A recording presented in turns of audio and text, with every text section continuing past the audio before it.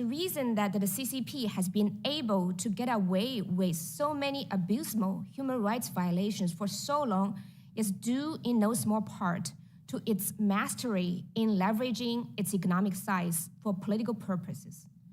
The panelists who spoke before me discussed one of the key tactics, which is that the Chinese government conditions foreign companies' access to the China market on compliance with its political demands, which I totally agree. But I also wanted to emphasize that American companies and companies of America's allies have by and large readily obliged, which is why the CCP's economic coercion works. Take the world's largest company, Apple, for example.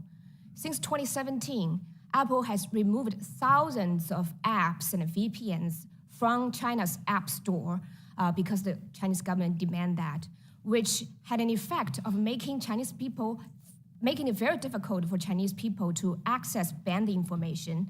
Apple's self-censorship is now also affecting what people around the world can watch. One time, Apple's leadership told the creators of shows on Apple TV to not create shows that portray China in a negative light. Apple is just one example. Other big tech companies have similarly succumbed to Chinese government's pressure, creating the creation of a Chinese digital space that netizens are subject to pervasive censorship and surveillance. A study shows that Microsoft's search engine Bing actually censors political sensitive content more than Chinese domestic search engines.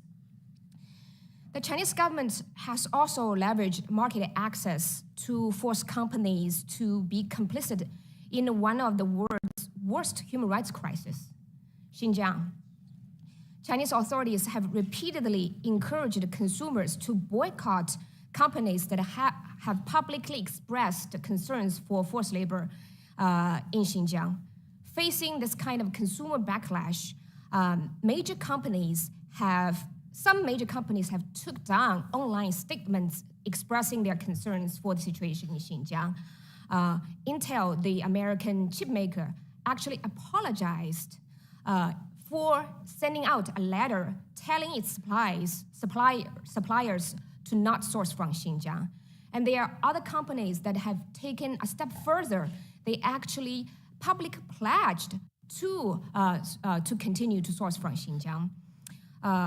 When we are on the topic of German companies, Volkswagen operates a factory in Xinjiang since 2013, and despite independent research shows that the company is at a high risk of using forced labor, the company says that it's committed to stay in Xinjiang as long as economically feasible.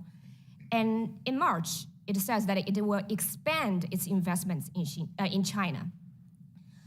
If large companies like Apple and Volkswagen are unable or unwilling to resist the Chinese government's pressure to cooperate with its machinery of repression, imagine smaller companies, the kind of concessions they are asked to make and are making in order to do business in China.